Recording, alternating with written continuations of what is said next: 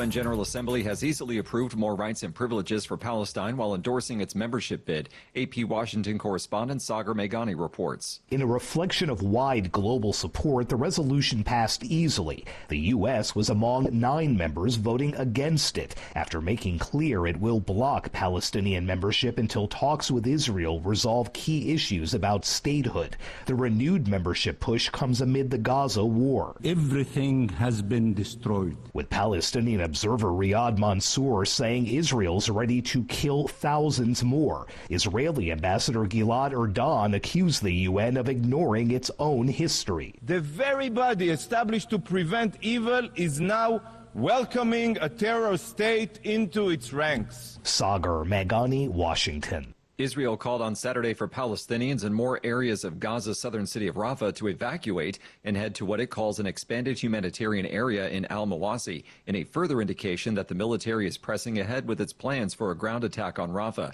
Reuters correspondent Elon Rubens reports. In a post on social media site X, a military spokesperson called on residents and displaced people in 12 neighborhoods in the enclave to go immediately to the shelters west of Gaza City. These evacuations follow overnight Israeli jet strikes across the enclave. The latest evacuation orders came hours after internationally mediated ceasefire talks appeared to falter, with Hamas saying Israel's rejection of the truce offer returned things to square one. Israel says it wants to reach a deal under which hostages would be released in exchange for the freeing of Palestinian prisoners held by Israel, but that it is not prepared to end the military offensive which was triggered by a Hamas-led attack on southern Israel on October 7th. Reuters correspondent Elon Rubin. This is VOA News. Local officials said on Saturday several people were killed and wounded in 3 separate Ukrainian drone and artillery strikes on the Russian border provinces of Belgorod and Kursk and the city of Donetsk. Reuters correspondent Chris Dignam reports. A Ukrainian missile struck a restaurant in the city of Donetsk, killing 3 people, according to a Russian-installed local official on Saturday. It was one of 3 separate Ukrainian drone and artillery strikes that also hit the Russian border regions of Belgorod and Kursk. The strikes killed 5 people in all, and several more were wounded, according to officials from those regions. Separately, a Russian-installed official in Ukraine's Luhansk region said the death toll from a missile strike that caused a large fire at an oil depot had risen to 4, with many more injured.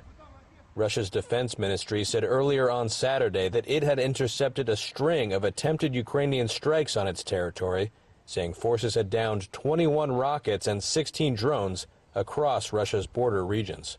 Chris Dignam from Reuters. A growing number of civilians and police officers are demanding the dismissal and arrest of Haiti's police chief as heavily armed gangs launched a new attack in the capital of Port-au-Prince.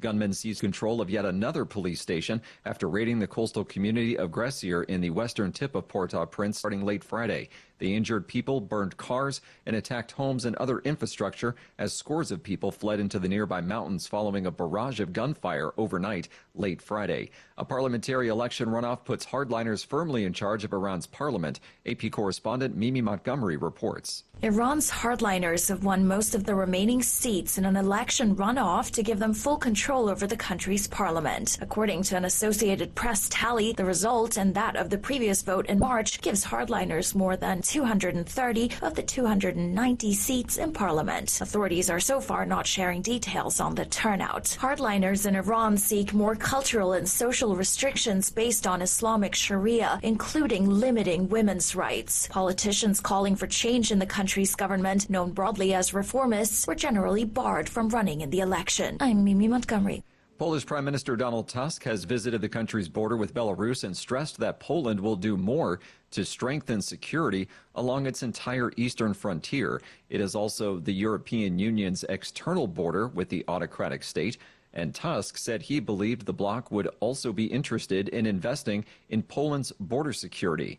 Tusk accused Belarus, Russia's ally, of waging a hybrid war against the West by encouraging migrants to try to cross into the EU, and said Poland would spare no expense on its border security.